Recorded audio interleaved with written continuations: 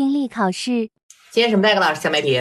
今天咱们就是完善一下这个听力考试，好吗？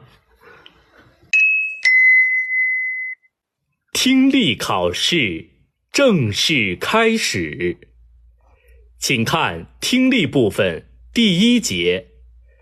第一节，听下面5段对话，每段对话后有一个小题，从题中所给的 A、B、C 3个选项中选出最佳选项，并标在试卷的相应位置。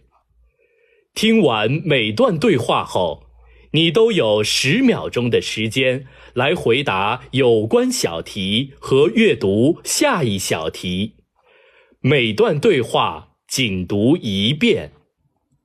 例如，现在你有5秒钟的时间看试卷上的例题。你将听到以下内容。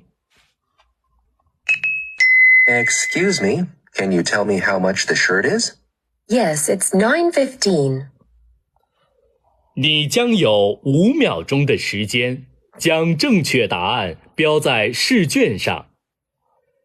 衬衫的价格为9磅15便士，所以你选择 C 项，并将其标在试卷上。现在你有5秒钟的时间阅读第一小题的有关内容。叮咚，已经开始乱选了，全选 C。